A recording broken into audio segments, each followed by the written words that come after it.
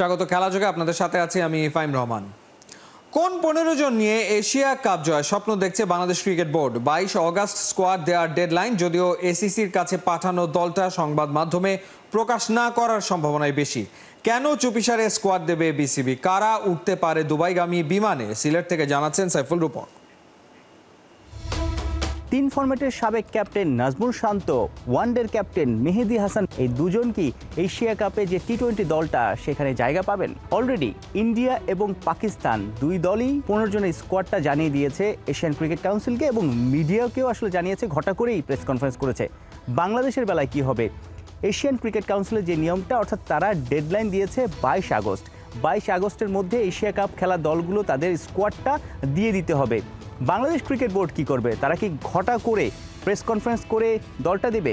যতটুকু আমরা জানতে পেরেছি, টিম ম্যানেজমেন্ট এবং নির্বাচকদের সঙ্গে কথা বলে যতটুকু বুঝতে পেরেছি, প্রেস রিলিজ কিংবা প্রেস কনফারেন্স কোনোটাই হচ্ছে না। নিয়ম মেনে 22 তারিখের মধ্যে এশিয়ান ক্রিকেট কাউন্সিলকে বাংলাদেশ ক্রিকেট বোর্ড তাদের 20 জনের দলটা পাঠিয়ে দেবে, অর্থাৎ 15 জনের মেইন দল, 5 জন স্ট্যান্ড বাই। কেন আসলে মিডিয়াকে জানানো হবে না, কেন ভক্তদের জানানো হবে না? যেহেতু বাংলাদেশ দল এখন সিলেটে প্র্যাকটিস করছে, 26 তারিখ পর্যন্ত এখানে হাই ইন্টেন্সিটিতে প্র্যাকটিস আছে, প্র্যাকটিস গেম আছে, ক্রিকেটারদের ফোকাস নষ্ট করতে চায় না টিম ম্যানেজমেন্ট, যে কারণে আসলে দলটা প্রকাশ্যে আনছে না। আমরা ধরেই নিচ্ছি যে নেদারল্যান্ডসের বিপক্ষে 3 ম্যাচে টি-20-র জন্য যে স্কোয়াডটা ঘোষণা করা হবে সেটাই চূড়ান্ত দল হবে, সেটাই এশিয়া কাপের দল হবে। তার আগ পর্যন্ত, অর্থাৎ 26 তারিখের আগ পর্যন্ত নেদারল্যান্ডসের বিপক্ষে দল এবং এশিয়া কাপের দল কোনোটাই জানা যাবে না, এমনটাই আসলে আঁচ করা গেছে বা এমনটাই ইঙ্গিত পাওয়া গেছে টিম ম্যানেজমেন্ট বা নির্বাচকদের কাছ থেকে। 15 জনের মধ্যে জায়গা পাকা কার, কাদের নিয়ে আসলে দুশ্চিন্তায় বা শেষ মুহূর্তে আলোচনা হচ্ছে নির্বাচক বা টিম ম্যানেজমেন্টের মধ্যে? ওপেনিংয়ে তানজিদ তামিম এবং পারভেজ হোসেন ইমন জায়গা পাকা করে ফেলেছেন। ওয়ান ডাউনের ক্যাপ্টেন লিটন কুমার দাস, এরপর তাহিদ হৃদয়, এরপর শেখ মেহেদী, এরপর Zakir Ali Anik, Shamim Patwari, Rishad, Nasum, Taskin, Mustafiz, Shoriful, Tanzim Sakib. Backup top order batter হিসেবে নাজমুল শান্তর থাকার সম্ভাবনা বেশি, পাশাপাশি মিডল অর্ডার ব্যাটার ব্যাকআপ হিসেবে মেহেদী মিরাজের নামও শোনা যাচ্ছে, অথবা মেহেদী মিরাজকে না রাখলে হয়তো ব্যাকআপ পেস বোলিং অলরাউন্ডার হিসেবে সাইফুদ্দিনকে দেখা যেতে পারে। সো এরকমই হতে পারে 15 জনের স্কোয়াড, বাকি 5 জনকে রাখা হবে স্ট্যান্ড বাইতে। 15 জনের মধ্যে কেউ অসুস্থ হলে বা ছিটকে গেলে সেই 5 জন থেকেই কাউকে দলের অন্তর্ভুক্ত করতে হবে, এটা এশিয়ান ক্রিকেট কাউন্সিলের নিয়ম। সাইফুল রূপক, 71, সিলেট। কথা ছিল টপ অ্যান্ড টি-20-তে চ্যাম্পিয়ন হবে বাংলাদেশ। ডিফেন্ডিং রানার্স আপ টিমের কাছে এটা তো বড় কোনো চাওয়া নয়, কিন্তু নুরুল হাসান সোহানের দল মিস করতে চলেছে সেমিফাইনালও। আসরে 1 ম্যাচ বাকি থাকতেই মেলবোর্ন স্টার্স একাডেমির কাছে 3 উইকেটে হারায় বিদায় অনেকটাই নিশ্চিত হয়েছে বাংলাদেশের দলের। খালিদ জামিলের ম্যাচ রিপোর্টে বিস্তারিত। টস ভাগ্যটা খারাপই বলতে হবে নুরুল হাসান সোহানের। বাঁচা মরার লড়াইয়ে মেলবোর্ন স্টার্স একাডেমির বিপক্ষেও টসে হারতে হলো আর ব্যাটিংয়েও নামতে হলো। কেনা জানে ওই কাজটা করতেই বড্ড অস্বস্তিতে ভোগে টাইগাররা। এ দলের বড় একটা অংশ জাতীয় দল থেকে ছিটকে যাওয়া, এখন লাইমলাইটে আসতে না পারার কারণ ব্যাটে রান নেই। ক্যাপ্টেন সোহান যা একটু খেলছেন, কিন্তু নাইম শেখ, সাইফ হাসান থেকে ইয়াসির রাব্বি, সবার গল্প তো একই। মেলবোর্ন স্টার্সের বিপক্ষেও বাংলাদেশ দল শুরুটা খুব একটা ভালোভাবে করতে পারেনি। আগের ম্যাচের পারফর্মার জিসান আলম 13 রানে ফিরেছেন, স্ট্রাইক রেট কোনো মতে 100 ছুঁয়েছে। নাইম শেখ তো টেস্ট খেলেছেন টি-20-র ক্রিজে দাঁড়িয়ে। মেলবোর্নের রিস্ট স্পিনার হামিশ ম্যাকেঞ্জির বলে কাটা পড়ার আগে 21 বলে করেছেন 19 রান। পরের বলেই সেই ম্যাকেঞ্জির শিকার হয়েছেন আফিফ হোসেনও। রিস্ট স্পিনে চিরায়ত দুর্বলতা প্রমাণে যেন মরিয়া সবাই। তবে বিপদ ঘন হতে দেননি ক্যাপ্টেন নুরুল হাসান সোহান। সাইফ হাসানকে সাথে নিয়ে 63 রানের পার্টনারশিপ গড়েন, রানের চাকাও ঘোরান দ্রুত। সোহানের ব্যাটে এক হালি বাউন্ডারি, তবে ক্যাপ্টেন কোনো মতে তুলেছেন পাসমার্ক, ফিরেছেন 33-এ। সাইফও দেরি করেননি, 50 থেকে 5 রান দূরে থাকতেই ডোগ ওয়ারেনের বলে ক্যাচ তুলে সাজঘরের পথ ধরেন। তার আগে প্রায় 130 স্ট্রাইক রেটে ব্যাট করেছেন, এটাই আপাতত বড় পাওয়া। টাইগার ব্যাটিং লাইনে এরপর বলার মতো ইয়াসির রাব্বির ইনিংস।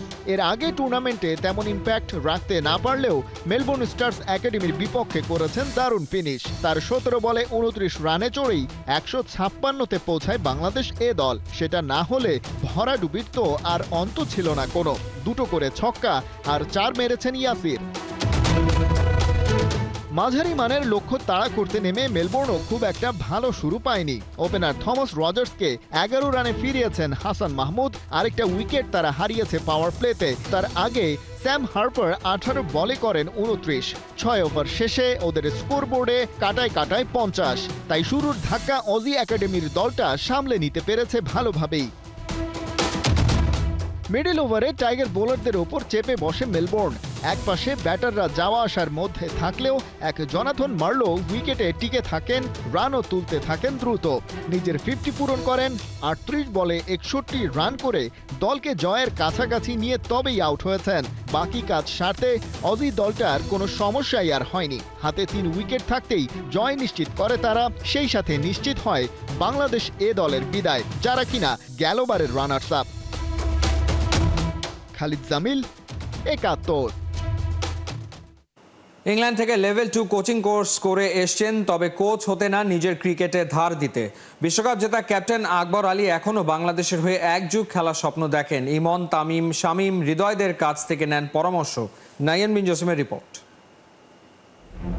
যদি বলা হয় বাংলাদেশ ক্রিকেটে সবচেয়ে বড় তারকা কে, হয়তোবা 90% লোকই এক বাক্যে বলে দিবেন সাকিব আল হাসানের নাম। আর যদি বলা হয় বাংলাদেশের ক্রিকেটে সবচেয়ে বড় সাকসেস কোনটা, নিঃসন্দেহে আন্ডার-19 বিশ্বকাপ। যে বিশ্বকাপটা বাংলাদেশ জিতেছিল আকবর আলীর নেতৃত্বে। যে দলটা আসলে খেলেছে সেই দলের ম্যাক্সিমাম ক্রিকেটারই কিন্তু আকবর এখন মোটামুটি বলা যায় ওই দলটাতে, অর্থাৎ জাতীয় দলে আছে। এবং এই মুহূর্তে যদি আমরা চিন্তা করি সিলেটে যে দলটা আছে সেখানে মোটামুটি 6 জন আপনার সেই দলেরই ক্রিকেটার, আপনার টিমমেটরাই আছেন। আপনি সেখানটায় মাত্রই আসলে ইসিবির আন্ডারে ইংল্যান্ড থেকে কোচিং কোর্স লেভেল 2 যেটা করে আসলেন।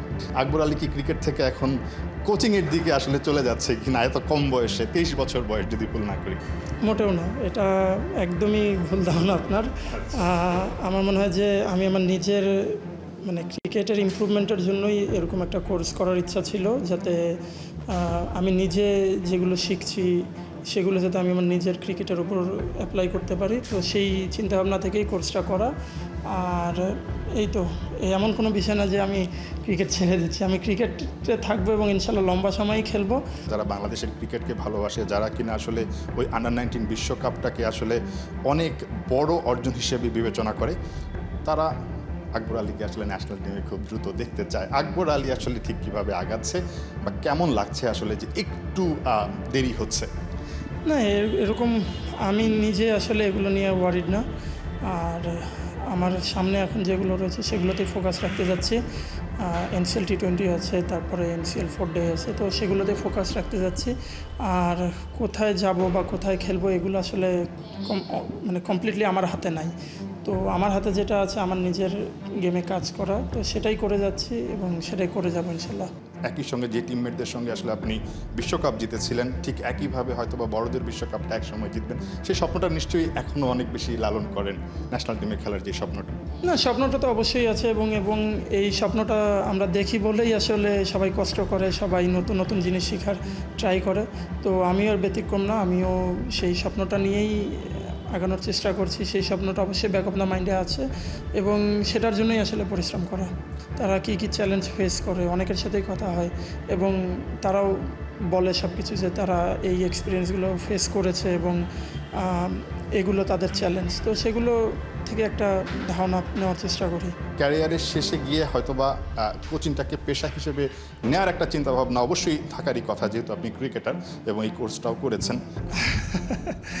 এখনও অতদূর ভাবতেই চাই না, সত্যি কথা। এখনও ইনশাল্লাহ আগামী 10-12 বছর মিনিমাম, আরও আল্লাহ যদি সুস্থ রাখে অবশ্যই মিনিমাম আরও 10-12 বছর ক্রিকেট খেলবো। আপনি লাস্ট যেই ইমার্জিং যেই সিরিজটা ছিল সাউথ আফ্রিকার সঙ্গে রাজশাহীতে, সেখানে একটা সেঞ্চুরি করেছেন, ভুল না করলে 138 রানের একটা ইনিংস, একটা 41 রানের ইনিংস খেলেছিলেন, আর একটা খুব সম্ভবত 38 রানের একটা ইনিংস ছিল।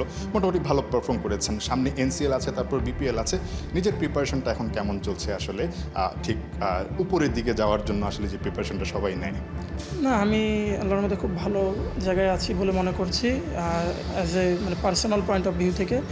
আর এই টাইগার্সের ক্যাম্পেও নতুন মানে আসলে যেই জিনিসগুলো ল্যাকিংস আছে সেগুলো নিয়ে কাজ করার চেষ্টা করছি। সোলশারের সাথে এখানে কাজ করছি, তো এনসিএলটাকে মাথায় রেখে মেইনলি প্র্যাকটিসটা করা। লাস্ট কোয়েশ্চেন, আকবর আলীর স্বপ্ন কি? যে কিনা আসলে স্বপ্ন দেখাতে শিখিয়েছেন বাংলাদেশের কোটি কোটি ক্রিকেট প্রেমীকে যে বাংলাদেশ বিশ্বকাপ জিততে পারে, সেই আকবর আলীর স্বপ্নটা কি আসলে বাংলাদেশের ক্রিকেট নিয়ে, নিজেকে নিয়ে ছোট করে? অবশ্যই স্বপ্ন দেখি যে ন্যাশনাল টিমে লম্বা সময় খেলার, বাট আমি মনে করি যে এই স্বপ্নটার জন্যই আসলে পরিশ্রম করা, যেটা আমি আগেই বললাম। তো মেইন স্বপ্ন অবশ্যই ইন্টারন্যাশনাল ক্রিকেটের লম্বা সময় খেলার। আর বাংলাদেশের ক্রিকেট নিয়ে কি স্বপ্ন দেখেন? আপনার মতো বাংলাদেশও একদিন ট্রফি উঁচিয়ে ধরবে, এই স্বপ্নটা নিশ্চয়ই দেখেন। অবশ্যই, এটা তো মানে আমি যেটা বললাম ওটা পার্সোনাল ছিল, বাট আমি অবশ্যই বিশ্বাস করি আমাদের বাংলাদেশ ক্রিকেট খুব দ্রুত ইনশাল্লাহ একটা ভালো ইন্টারন্যাশনাল স্টেজে ভালো সাকসেস পাবে। আকবর, অনেক ধন্যবাদ।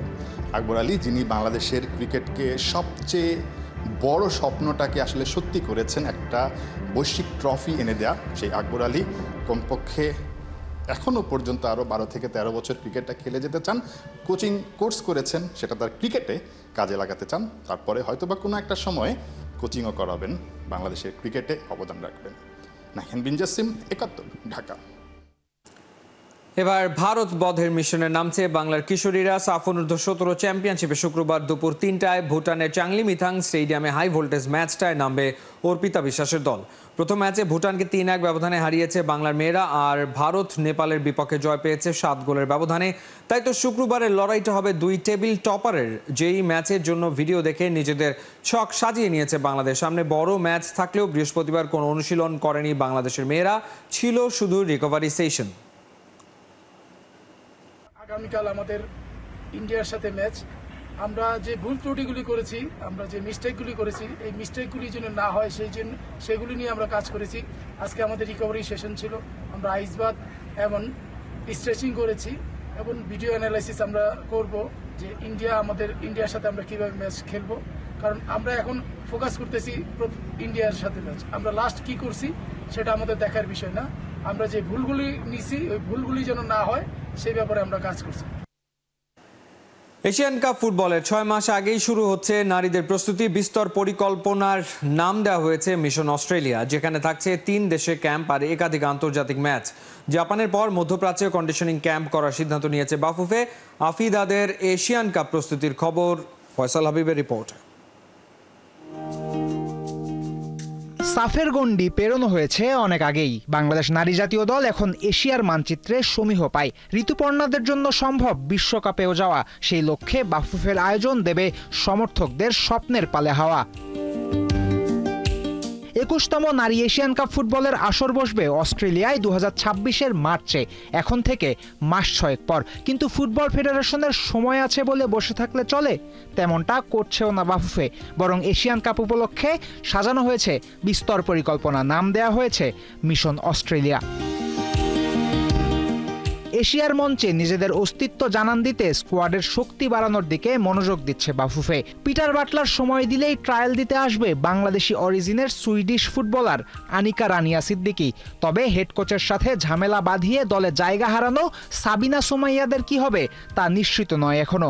প্লেয়ার সিলেকশন নিয়ে কোনো রকম আলোচনায় আমি থাকি না কখনো, আর আমার জানা মতে আমাদের কমিটি থেকে কেউ থাকে না, এটা হেড কোচ ইন্ডিপেন্ডেন্টলি করে। বাকি পরিকল্পনার অংশ হিসেবে সেপ্টেম্বরের প্রথম সপ্তাহ থেকে দেশে শুরু হবে মেয়েদের বিশেষ আবাসিক ক্যাম্প।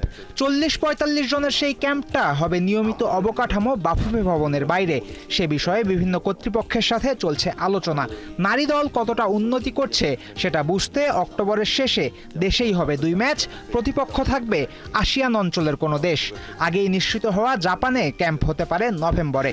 সেখান থেকে ফিরে দেশে আবার ম্যাচ খেলবে আফিদারা। প্রতিপক্ষ হতে পারে মধ্য এশিয়ার কোনো দেশ। ভালো মানের প্রতিপক্ষ পেলে বাফুফে ওই সময় ত্রিদেশীয় সিরিজও আয়োজন করতে চায়। জাপানের পর ডিসেম্বরে মধ্যপ্রাচ্যেও ক্যাম্প করবে মেয়েরা, কেননা সে সময় ওখানকার আবহাওয়ার সাথে মিল থাকবে মার্চ মাসে অস্ট্রেলিয়ার। সবশেষে এশিয়া কাপ খেলতে দল অস্ট্রেলিয়া যাবে সপ্তাহ 2 আগে। মেয়েদের নিয়ে বিস্তর প্ল্যান সফল করতে হলে বাফুফের কারি টাকা দরকার পড়বে। সে লক্ষ্যে একাধিক স্পন্সর প্রতিষ্ঠানও এগিয়ে এসেছে, কিন্তু বাফুফের সহসভাপতি জানিয়েছেন স্পন্সর না পেলেও এই মাস্টার প্ল্যান শতভাগ কার্যকর করবে ফেডারেশন। সুন্দরভাবে বাস্তবায়ন করা যায় এবং একই সাথে ফয়সাল হাবিব, 71। দেশের প্রতিটি বিশ্ববিদ্যালয়ে একটি করে স্টেডিয়াম আর খেলার মাঠ তৈরি করতে হবে। শিগগিরই এই পরিকল্পনা করতে হবে কার্যকর, জানিয়েছেন বাফুফে প্রেসিডেন্ট তাবিদ আওয়াল। এছাড়া নারীদের স্বাধীনতা ও খেলাধুলার প্রতি জোর দিয়ে দেশের প্রান্তিক পর্যায়ে বিভিন্ন টুর্নামেন্ট আয়োজনের কথাও জানিয়েছেন তিনি। বৃহস্পতিবার বিকেলে রাজশাহী বিশ্ববিদ্যালয় স্টেডিয়ামে ছাত্রদল আয়োজিত বেগম খালেদা জিয়ার 81তম জন্মদিন উপলক্ষে আন্তঃহল ফুটবল প্রতিযোগিতার উদ্বোধনে অতিথি হিসেবে ছিলেন বাফুফে বস। সেখানে তিনি ক্রিকেটের প্রতি বিএনপির আগামীর ভূমিকা নিয়ে আশাবাদ ব্যক্ত করেছেন। টুর্নামেন্টের উদ্বোধনে তার সাথে ছিলেন ছাত্রদলের কেন্দ্রীয় সাংগঠনিক সম্পাদক আমানুল্লাহ আমান, রাজশাহী বিশ্ববিদ্যালয়ের শাখা ছাত্রদলের সভাপতি সুলতান আহমেদ রাহি সহ অন্যান্য নেতৃবৃন্দ।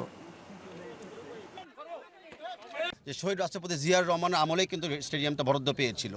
এরকম বাংলাদেশ জাতীয়বাদী দল বিশ্বাস করে যে আমাদের শিক্ষার জায়গাকে আর চর্চা করার জন্য প্রতিটি ইউনিভার্সিটিতে এখন স্টেডিয়াম হবে, প্রতিটি স্কুলের সামনে একটা করে মাঠ হবে।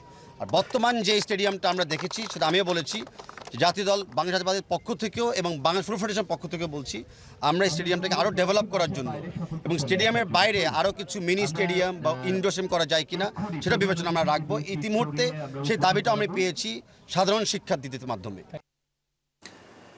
সবশেষ 2004 সালে প্রিমিয়ার লিগ শিরোপা জিতেছে আর্সেনাল, অথচ এই দলটাকে এবার প্রিমিয়ার লিগ ট্রফি রেসে ফেভারিট তকমা দিলেন মোহাম্মদ সালাহ। রাখলেন নিজের দল ডিফেন্ডিং চ্যাম্পিয়ন লিভারপুলের থেকে এগিয়ে। এবারের সিজনে প্রিমিয়ার লিগে ম্যান ইউকে হারিয়ে শুভ সূচনা পেয়েছে আর্সেনাল।